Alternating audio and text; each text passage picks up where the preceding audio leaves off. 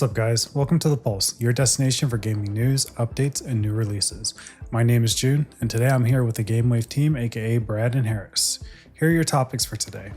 Xbox Game Pass price increases, Apex getting review bombed, first Descendant, and Zenless Zone Zero. In this week's Pulse, we're switching it up a little bit. We thought some of the news warranted a discussion, so let's jump in.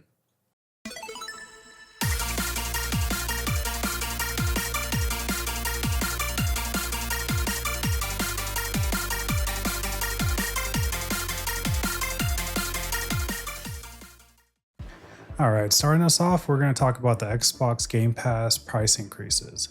So starting off, we'll talk about Xbox Game Pass Ultimate, which the original price was $16.99. The new pricing is going to be $19.99. There's a new middle tier, quote unquote middle tier. It's basically replacing the Xbox Game Pass for console. This is going to be called Xbox Game Pass Standard. The original free for Xbox console was $10.99. The new pricing is now $14.99. There's a negative to this tier. There's no day one launch on release. Now there's PC Game Pass, which is going to go unchanged. The only thing that's changing is the price, which was originally $9.99. It's now being bumped up to $11.99. And then we have Xbox Core, which is the bare minimum, the standard or the entry level Game Pass offering. The original price of that was $9.99 or $59.99 annually. Now for the new pricing, it's still $9.99, but the annual pricing is $74.99. Now, if you do the math on that, that's $9.99 times 12 months, which is about $120 if you pay monthly. If you go with the annual route with $74.99 or $75, you're still saving $45. So with those increases, how do you guys feel about seeing that Ultimate's being brought up? I think $3. The new middle tier Xbox Game Pass Standard being $4. How do you guys feel about that? I can understand why they're doing it, because basically the way I see it is with all of these games that they have that are coming to Game Pass right now, or eventually coming to Game Pass, you've got all of these new games that are getting released, and I think with the price increase it makes sense because, like, for example, Black Ops 6 is coming to Game Pass. I feel like for the increase of that price, it makes sense because they gotta make a profit somehow off of these games because people are playing them on Game Pass, so they gotta get some kind of profit out of this. Yeah. All right. What about you, Harris? I mean, I get both sides of it. People are mad because it's another increase, and overall, people are just tired of having to pay $15 to $20 for different subscriptions. We've essentially replaced cable by being the cable company ourselves. Yeah. But with everything, it sucks that it's becoming a little more pricier, especially after they created the new the weird tier lists. Yeah. Back in March already, and now they're already changing it again. It was inevitable. I'm not gonna sit here and act like it was a shock. At first I was confused when they announced the increase because of the whole CMA promises thing. Yeah, when it comes down to it, it's not changing the price of cloud gaming. The cloud gaming, yeah. They're changing the overall price of the membership.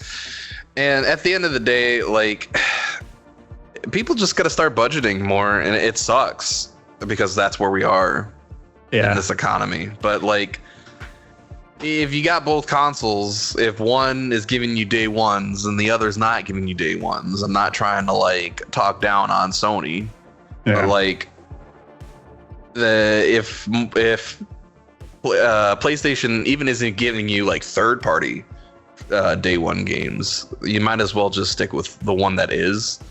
But I know that's a tough pill for people to swallow. Yeah. No, I mean, at $20, you would expect that. At least for Ultimate, you do get all of that. But I feel like with the new mid-tier replacing the Xbox Game Pass console, I think that's the pill that a lot of people can't swallow because it's not coming with day one stuff, right? So yeah, that's I'm with you. I completely agree. The increase, we talked about this yesterday, but I feel like the increase itself was kind of inevitable. The new tier replacing another, subscription or another product offering, I think that was probably not the best move. Removing the day one access, I think that was a no-go or a no bueno situation. But I mean, at the end of the day, if we look at like the Xbox Core, the standard version, you're still saving $45 over the $9.99 a month, right? Because that comes out to be about $120 a year. You're still paying $75, which is still cheaper than that $120. So I mean, there is some value there. But yeah, I guess we'll have to see. Do you think this is going to affect the Xbox community at all? I mean, we can see that a lot of people are up in arms right now because of the increases, but a lot of the arguments kind of seem short-sighted. I think that's probably the best way of saying it is short-sighted. It's not like, some people are like, oh, I get that there's this increase, but I feel like there's going to be a bigger, more spaced out divide between the community members. What do you think? I think people are going to complain regardless, especially like in this climate. I definitely understand and sympathize with people who are upset because the wording after all of the Activision stuff, it was confusing even for me. And I am probably one of the biggest Game Pass champions. So seeing that, the initial reaction was like, well, what the hell? You guys said you weren't increasing the price. I do hope that with this increase, they are more consistent about getting new games on there. The library grows. They're moving faster with this Activision stuff. And they basically have no room to mess up anymore. Like, even with like the day ones, people are frustrated that like the day one games haven't been that great for the first half of this year. Even Senua, the Senua Saga 2 or whatever it was called. Hellblade. Hellblade. It's not doing that well. And people are upset because it's like, for whatever reason, people thought it was going to be a God of War killer. I didn't even understand that, but that was news to me. But like, people are upset with the day ones, and it's like, well, how are you going to justify making us pay $14.99 and you're not giving us day ones, but on top of it, how are you going to charge an extra $5, give us day ones, and then these day one games aren't that great? So after this, it's going to have, like, Xbox has very little room to mess up, I think. Yeah. That makes sense. Anything to add, Brad? I'm pretty much on board with Harris here because, like, they have to make sure that these day ones that are coming in the future will be good, because, you're paying $20 for Game Pass or whatever, whatever version you decide to buy. But, for me, I'm going to be going with Game Pass Ultimate. But it's like, you want to make sure that you're paying for games that you're actually going to enjoy playing, because, like Harris said, with Senua, the Hellblade game, I actually had a chance to. I didn't get a chance to play it, but I did get a chance to check out some gameplay, and I played the first one, and the first one was phenomenal. But then, just like seeing the second one, it wasn't it, and that's one of my fears. Is like, regardless, I'm paying for Game Pass. I'm gonna pay for it. But like, I just want to make sure that I'm playing a game that I can thoroughly enjoy and not feel like I'm wasting my money to play a game essentially that'll come out day one. But I want it to be something that I'm going to enjoy playing. Bottom line, that's all it is for me. Yeah. So it comes down to like value add, your return on investment. Yeah, exactly. No, I get that 100%. Yeah. I agree. I typically don't agree with you guys because we tend to talk about this kind of in depth a lot, but I'm on the end of I guess I'm more of in the thought process of I'm already paying for Ultimate, right? A lot of the comments that I saw was there's just been such a big backlog of games that are out on Ultimate, and my thing is that I haven't played or touched any of the games I have using Ultimate. So for me, it's more of reevaluating the cost versus how much I actually use it. All right. And this goes back to Harris's whole thing about everyone needs to probably sit down and reevaluate what platforms you're actually using. I mean, this goes down to all streaming subscriptions, right? Not just, PlayStation and Xbox. This goes for the Netflixes and all that stuff out there, right? These increases aren't going to stop. So what really, what do you actually get value from these services? So, I mean, that's really the question at the end of the day. Yeah. Well, one more thing to add. Sure. It's like with the whole Game Pass Ultimate, they have, the last time I looked at it, I don't have Game Pass Ultimate right now, but the thing is that I've noticed is there's a lot more, and either of you can tell me I'm wrong on this, okay? But the thing that I noticed is they have a lot of classic games on there. They don't have more so recent games on there. And like I said, you can tell me I'm wrong. I'm okay with being told I'm wrong, but from my observation, there's a lot more classics and older games than there is anything recent on there too. So it's just how are you supposed to, yes, they're going to be releasing games day one coming up, but it's just how are you supposed to enjoy games when there's nothing new on there, And I think that's one of the things that Game Pass has always been pretty unique in playing in that field, to me at least.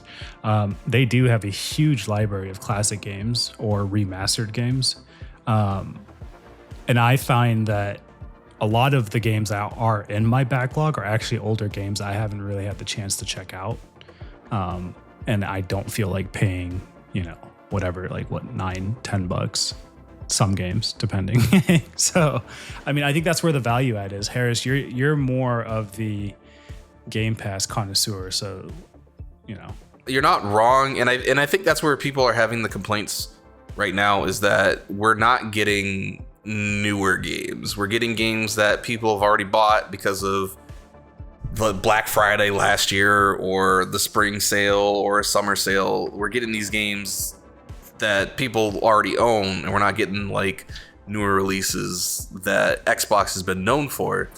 And there probably is a multitude of reasons as to why that's not happening right now, but I do agree that it's more of a mid to classic pass right now rather than the Game Pass that it has been for the last couple of years. Okay. Yeah. Cool. All right, so next up we're going to talk about Apex review bombing that's happening right now in the industry. So let me give a little recap as to what's going on. So Respawn, or EA, has released Season 22's Battle Pass, which now requires purchasing directly with cash.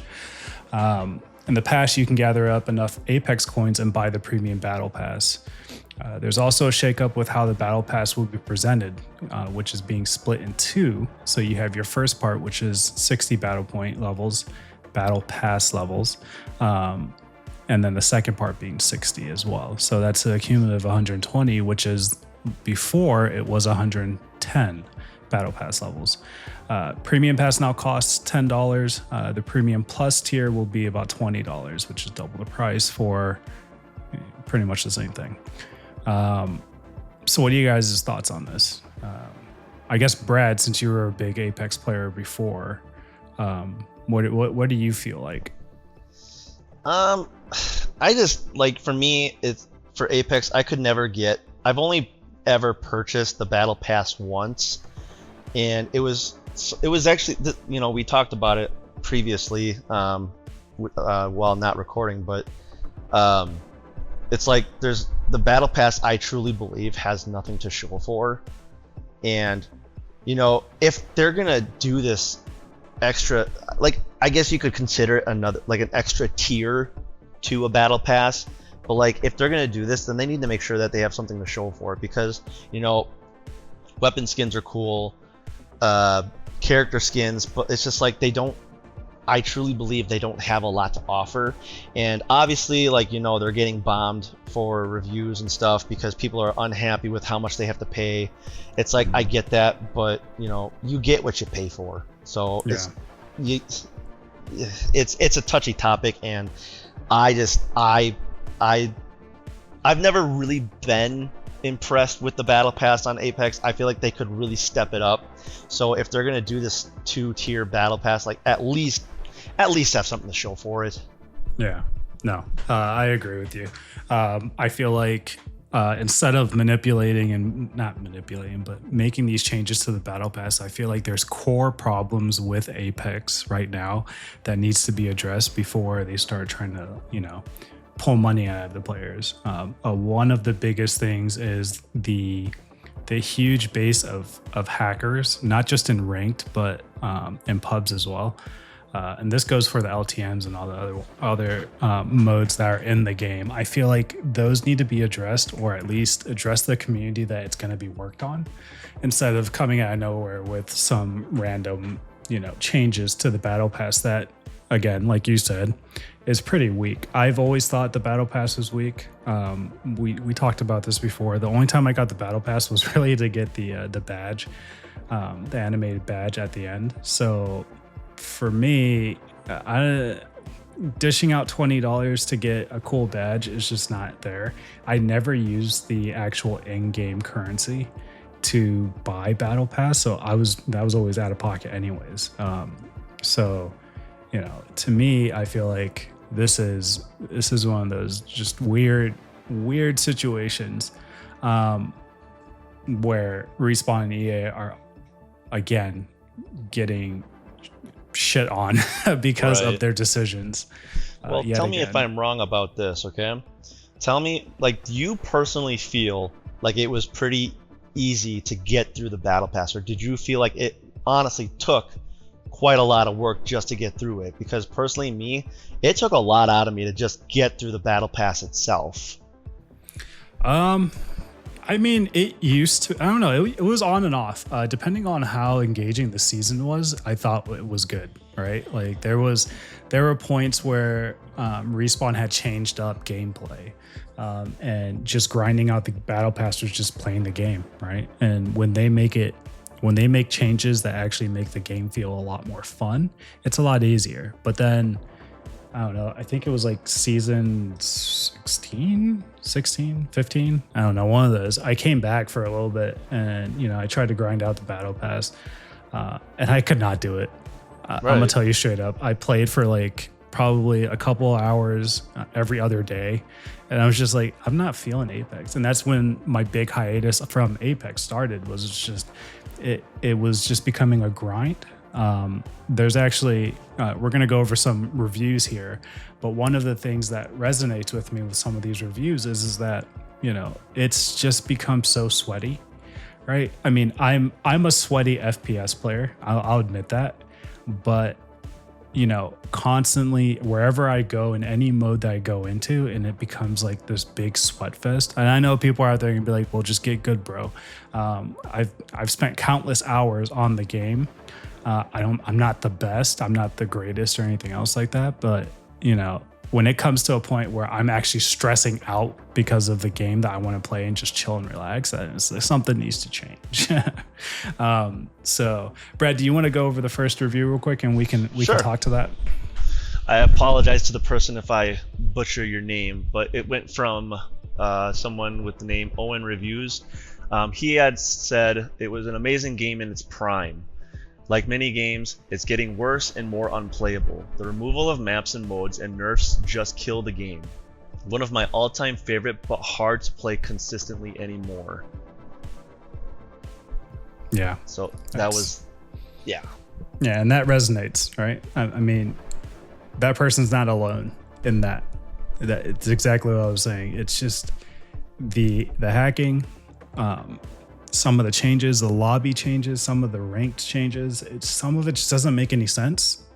You used to be able to just be like, all right, cool, whatever. Well, I'll just join this pub match, see how it goes, and then you can play and then call it quits, right? But any mode that you go into now, it's just like there was actually one time I played with Nelson and we literally got in and I was getting shot like every second. Like I would res and then I'm dead. And that just continued for like 10 minutes. And I'm like, this is not fun. And that's why I just like stepped away from Apex, because like you can get in, like even just landing right away in the beginning, you're already getting shot at. Or like say, you're trying to get a weapon, like you're even like if you're playing against randoms, you got to compete against your own like randoms because they're taking guns that you're trying to get to as well. Yeah.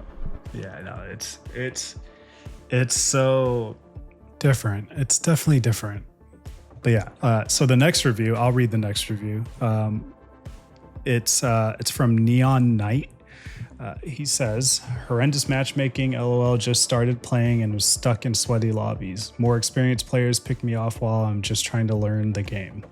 I don't blame them. I just wish I could be matched up with people who aren't playing like a gun is pointed to their head. Great game at its core. Hopefully they fix the matchmaking, but I don't know. Yeah, that's it. I think that speaks for itself. Yeah, it's 100% there. I mean, it's exactly what we were just talking about. Harris, what are your thoughts as someone who's outside looking in? Well, okay, so one, didn't know that they were breaking their season pass into 2 parts. I thought it was like, oh, you have to buy it and then like here's your pass, but you can only pay for cash. They're breaking it in 2 parts and they're making you pay $9.99 for each. This is scummy.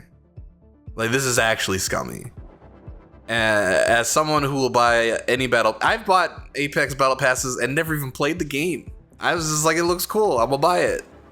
I literally buy battle passes because I hate money that much.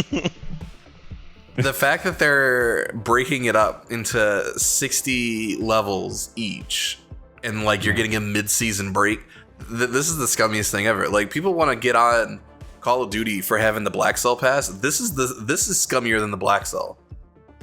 Because I'm assuming, right, that it's going to be $9.99, and then if you want the tier skip, it's going to be $20. So at minimum or at maximum, you're spending $40 per season for a battle pass. This is disgusting.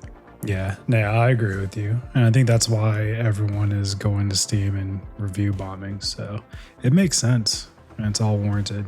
So in cooler news, we've been playing Zenless Zone Zero and the first Descendant heavily.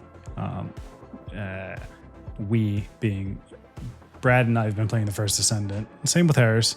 And Harris is the only one playing Zenless right now. So let's talk about Zenless for a minute. So basically, Zenless released on July 4th via console and mobile. It's been, from what I've heard, at least, a very story heavy but fun experience. Outside of, if you're trying to compare it to Genshin, it's a lot more fun. The playability is there, the repeatability is there as well. What do you think, Aris? So Zenless is possibly the only gacha game that I feel I am succeeding in. I've played gacha games all my life since I've had a phone. Hoyo really did something different, and I think that's why a lot of people are upset. There's a lot to dislike about Zenless, but it's more of a quality of life type of issue over like, is the game fun? Does this bother me? So on and so forth. Yeah. The combat, it's great. Like, I've never seen or felt a more smoother combat system. And a lot of the times people are like, well, you just left click. And it's like, well, what else do you do in any other hack and slash game? You're pressing X the entire time, and then you dodge, and then you press X some more, and then you use your special, and you dodge. Like, it's so strange hearing these complaints about, oh, you just press left click, when like that's what you do in every hack and slash game, is you press the same button over and over and over again. when it comes to the gameplay, it's smooth. It feels great. They don't have any like B rank or lower characters. It's either you're either getting A rank characters or you're getting S tier characters. That part is great because no matter what, you feel like you're getting something. And the difference I feel with Genshin compared to ZZZ is that like Genshin, you had all these weapons, and it's like, don't get me wrong, it's the same thing in Zenless. Okay. Like you get your W engines, and that's a whole beast in itself. I'm so confused on it, that like, because certain characters have special engines that like change up how they look in game. Like they'll get like a different weapon, or there's different sound effects, so on and so forth. But compared to Genshin, I like anytime I pulled for Genshin, I always felt like I was getting screwed. Like, because you're getting all these different types of weapons, but like the weapons didn't really seem like they did much other than being like, oh hey, you get this cool sword. And I know that there's like the 5-star weapons that like certain characters can use, but like with Zenless, it's like anytime you pull, you're not disappointed. Even if you don't get anybody, you're not disappointed, because like, oh, that A rank W engine goes to this specific character. And I think that's where they're really shining in terms of that. The bad side of it would be this night and day system. And I love Persona. I love Persona so much. It is the greatest game to ever exist. Persona 5 Royale is the pinnacle of JRPGs. But if I have someone telling me to go to bed anymore other than Morgana, I am going to be pissed, and I hate it. I absolutely hate it in Zenless, because like, so how it works is they break your day up into 4 time slots, and different quests are active during different times of the day. But then as you get to the night, they're like, hey, you're looking pretty tired, you should go to sleep. Don't tell me to go to sleep. Just let me roll over. I don't. It's so strange, and I get they want to like kind of like give you this JRPG experience in a sense of like everything is revolving around the time of day and it matters. But like, I just hate it, because I'll be doing something like I can farm mats to level up my characters, and next thing I know, I do 4 of them and it's nighttime. And I'm like, okay, well, I didn't do anything I actually wanted to do in terms of story. So we're rolling over to the next day. So that kind of ruins it. So as just minus them telling you basically go to sleep, like what are the other drawbacks? Does it like, how much of the time does it eat up when you're actually in like a session? Like when you're actually playing and sitting down for a session, if it's telling you to go to sleep, is it like 5 minutes, 10 minutes, or is it less than that? And what's the ultimate purpose of that? Because I'm not too big on JRPGs, so like in Persona, it was done like, because you're living a high schooler's life. So like, you go to school, you get up to no good by stealing people's hearts, and then hey, it's time for bed. In Zenless, you're kind of like doing contracts throughout, and then every action that you do that involves going into the internauts, I'm assuming is what it's called, because like it's essentially the internet. There's like these hollow spaces that are controlled via like a sub network that these proxies, aka hackers, use to guide people through the hollows. The hollows, yeah. So anytime you do anything with the hollows, or VR, a day will a time will pass. So you have 4 things to do before time passes, or before the day is over, and then you go back to it like restarts, so a new day. Mm-hmm. Honestly, I don't know what the purpose is. It's a little strange. Okay. Like it doesn't serve any purpose other than giving you like it's nighttime now, or it's early morning, and different NPCs are out, so on and so forth. But overall, it doesn't affect my experience. I'm not like wowed and I'm like, oh wow, this is great. I love that it's nighttime now. It's very It doesn't add to the immersion aesthetic. or anything? Nah, it doesn't. Okay. It really don't. Okay. All right. So with that in mind, then, what's some advice that you would give for new players who are actually interested in joining or playing Zenless? Maybe they have that impression that Genshin was not their thing, and maybe this might not be their thing as well. Just play the game. Like, if you like anime, this is the most anime I've ever seen a game be, and this beats out the anime games. Yeah. Like, it's a very involved story. The chapter 1 is kind of like a setup. Chapter 2 is literally hilarious. Everything has its own kind of like sub art to it too. Like, there's this place called Hollow Zero, and that's a whole storyline on its own. And that one's like your typical battle shonen style anime thing. And then you have the overarching story, which is kind of like a mystery. No. Depending on what it is, like it changes up each chapter. But the first chapter is like you're trying to solve a mystery that leads into like a corporate corruption. And then the second chapter is like following the aftermath of that. Mm-hmm. But like, it is so well voiced, even in English. It's so well voiced. The pacing is great. Everything about it is so anime. It's not even funny.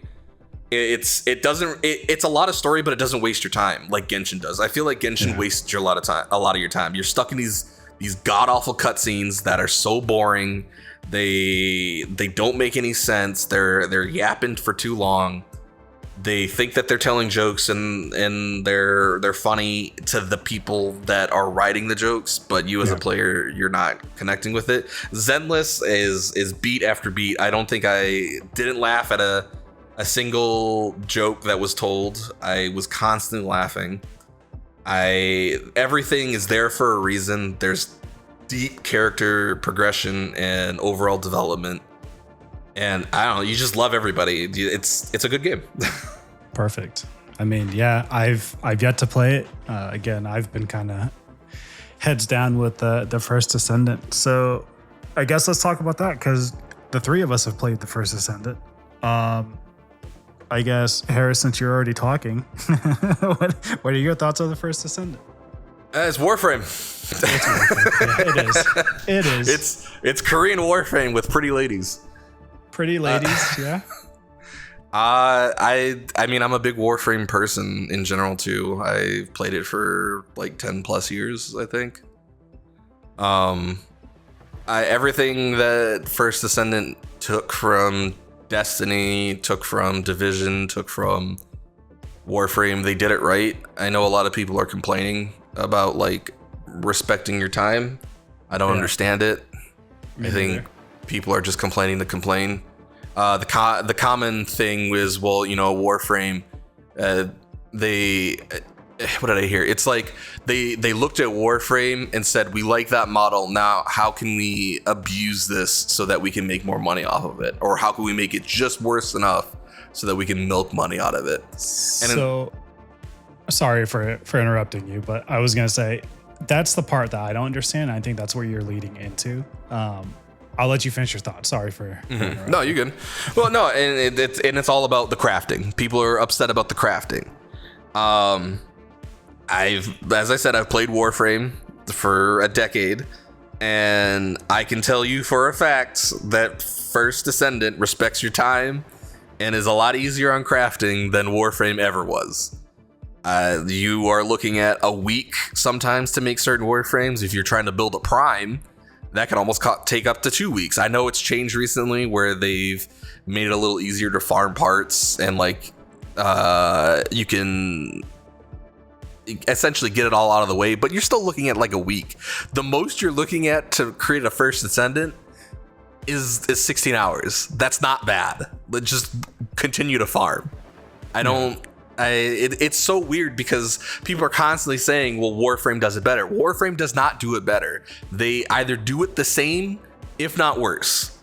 Yeah. And that's been the complaint about Warframe for the longest. But now that First Descendant's out, Warframe is like being held as the herald of God, and they can do no wrong, which I don't get it. Yeah. It's very confusing to me. I think a lot of people also forget in that progression of 10 years, Warframe did make a lot of mistakes. Like, don't get it twisted. Warframe is not the golden child here, right? So Neither is many Destiny. mistakes. Like, it's people forget that, right? And so when they compare to the current version of Warframe, and then they look at the first Descendant, I mean, yeah, there are comparables, right? A lot of it obviously is comparable to the first Descendant. I mean, the biggest hot topic right now is basically what's the first Descendant ripped off of, like which game, right? And we all know it's Warframe, and when it comes down to the core basic of the game, it's Warframe. But the one thing, you know, I also playing Warframe, the one thing that the first Descendant will always have, in my opinion, that's over Warframe is Pretty ladies. Pretty ladies. Have you seen Bunny Down? But it's easy, right? It's a lot easier, and and we all have to remember this game just came out last week, right? There is plenty of room for them to change whatever they have. Their core gameplay is there. We've seen it. We've played it. We've grinded it. We've done all of it. So, you know, it's one of those things where I see a lot of these arguments out on Steam and, you know, other places, and it's just like, guys, you guys have to like remember that not all of these games, especially Destiny, with people who compare it to Destiny, some of the stuff that the first Descendant has, like the icons and all that other stuff. Okay, I get it. It's ripped off, blah, blah, blah. But what you were saying, Harris, like the playability and respecting your time, the first Descendant 100% is a lot easier, and it does respect your time. Because this is the first time I felt like, oh, I can craft something. Okay, well, if I sleep and then come back, my stuff will be done, right? This goes back to the whole, why does this seem like everyone's trying to play games all day, every day, like 12 hours? Do you guys have nothing else to do? Like, I mean, obviously gamers don't want to hear that though. Yeah, well, of course not, and I get it. Like, if you're playing, you know, for, you know, extended hours and stuff like that, I've noticed at least that there is so much that you can do in the time during crafting, and then doing other stuff like farming, getting more equipment, doing all that. That's one of the things about min-maxing that I love. That's like my number one thing that I love, right? Is that there's always something to do and always something to, like, you can go out and, you know, achieve or, you know, get something, right? I love Destiny for that. I love Warframe for that. Blade and Soul, any of those MMOs that I've played, Diablo, right? Final Fantasy. I had to say that under my teeth, but through my teeth. But anyways, Brad, what's your thought? I got a question, actually. Sure.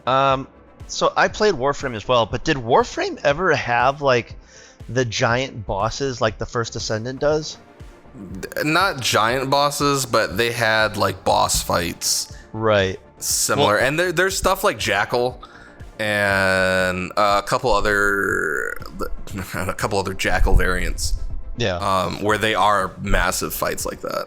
Okay, because I have played Warframe. I've played a good chunk of it. You know, I've always been like, for Warframe, I always went to it, left, came back, left again. It was a constant thing. And like the one thing that I enjoy about the first Descendant is how they have like those giant boss fights. You know, I don't know what it is about it, but it just gives me this like the serotonin where I can just like, there's just this big target right in front of me that I can start charging at and everything. Like, obviously you got to play your cards right and make sure you're not like, because, you know, I have come across some players that they're literally right in front of the boss and they go down. It's like, what are you doing? Like, don't do that. But like, in all, I do enjoy the first Descendant. Like, I honestly, personally, I prefer it over Warframe, my opinion. And if people want to tell me that I'm wrong, I'm okay with that. But yeah, the thing that I do, however, have to get used to, and I know I had even brought this up to Harris, but it's like all of this constant just like changing your gear and the constant like all that stuff. Like, you gotta constantly discard some stuff. I forgot what they call it. Disassemble. Disassemble. You got to disassemble a whole bunch of stuff, and then just you keep on collecting and collecting and collecting. You got to keep on changing and changing. Like that's the one thing for me that I have to get used to, because I don't even remember if they even did that in Warframe. No, you farmed materials through your missions. The biggest thing about Warframe that was kind of tiring was the materials, getting all the material. There was so much. I remember going through the planet, and I even told this to Harris, like, dude, why why is there so many planets? Why is there so many places that we have to farm for, the materials for the guns, the materials for the Warframes? Just every little thing was it just seemed so tedious. Well, and that's kind of where First Descendant and Warframe kind of split, and I think that's from a perspective, because I feel like a lot of people who didn't play Warframe from like day one, they feel that way, whereas they look at First Descendant and they're like, oh, this is so much easier. Warframe and First Descendant are the same when it comes to that. It's just First Descendant makes it easier for you to understand. There's not a lot of jargon to like get through. There's not story missions that you have to go through to like unlock this type of farming that you could do. That's not a part of the main story, but it's part of this patch that came out. Like, Warframe suffers from. People want to say it's accessible once you get to playing it, but if you look at Tactical Potato and a bunch of other people that play Warframe for a living, they will say that you have to play for like a good 3 months before you actually understand the game. Whereas First Descendant is shining right now because it's brand new. They don't have all those systems, and they could have those types of systems later on. But right now, it's easier to find what you need when you need it, because half the time it's just from disassembling certain things, or you're already doing that activity. And I think Warframe tried to attempt to do that with their open areas, but their open areas kind of suck compared to First Descendant, because those missions and the bounties for Warframe aren't exactly well explained compared to First Descendant, where it's just a part of the story and they're telling you to go there. No, that's a good point. That's probably why I've enjoyed it so much. So just for the sake of time, the advice for first time players, I guess I'll start with my little short list of advice that I feel like if people are going into the First Descendant, do the story. The story is the most important part of the game.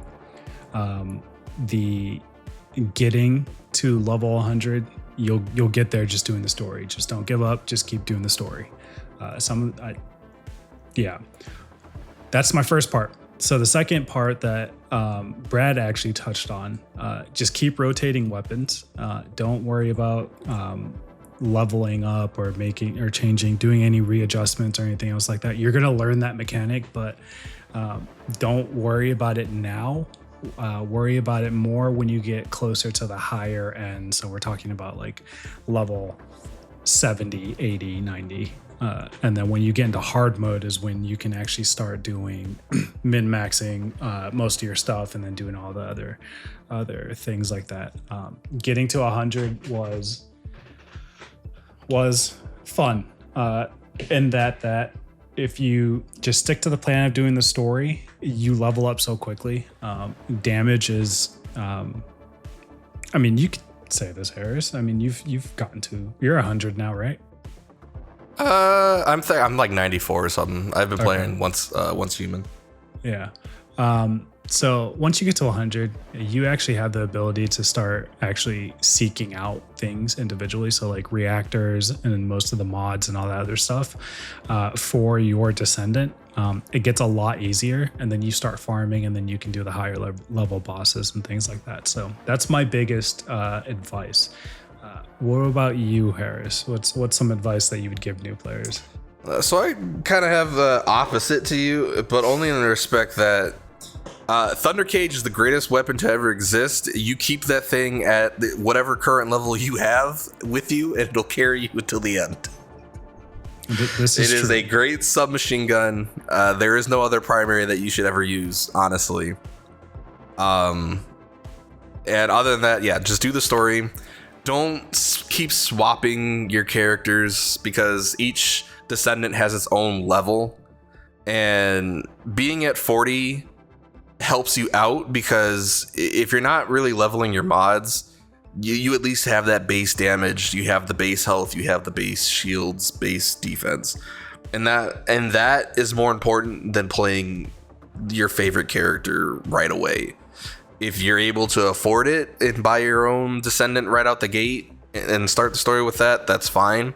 But if you're trying to be a free-to-play player, just stick with Ajax, Vesina, or Vessa, whatever her name is, Elsa. Yes, Elsa.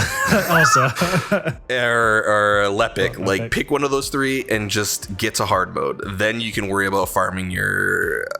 essentially farming Frenya, because you don't really need anybody else. Just farm Frenya because you get Bunny essentially just by playing the game. But Frenya and Bunny are the two top, like, easy farm, like to farm and to farm with characters. But yeah, Thunder Cage all the way. That's my advice. What about you, Red? I don't necessarily have any advice. All I really have to say is just give it a chance. Especially to all the people that are just like, oh, this is just a Warframe knockoff. I don't, just give it a chance. Just try it out, see how you feel about it, and if it's not your thing, it's not your thing. Just, it's okay. Just like I said, I'll say it again. I'll say it one more time. Just give it a chance. Yeah, it's a little weird if all your favorite YouTubers are saying, I really love this game. I love everything about it, but I can't recommend it. Gaming's in a really weird spot right now. Yeah. And if that makes sense to you, then I'm sorry, I can't help you. Yeah. Yeah. I mean, I think the biggest takeaway for the first Descendant is you know, let's all just go into it with an open mind and then form your own opinion. Your favorite whoever may say otherwise, but yeah, I mean, I think it's one of those things where you have to play it to know if you like it. For example, I play Final Fantasy. I bring this up all the time. Harris hates me. It's a good game. It's not it's your fault that you don't like it. I'm telling you. The critically acclaimed MMO Final Fantasy 14 with a free trial. Let me tell you, it's number one for a reason. Yeah, I guess so, but it's not my jam, I suppose. But yeah. And that wraps up our news discussion. Let us know your thoughts in the comments. Oh, and let us know what you think of this format. Should we do more or should we stick with the normal format that we usually do? Next up, your new releases for the week.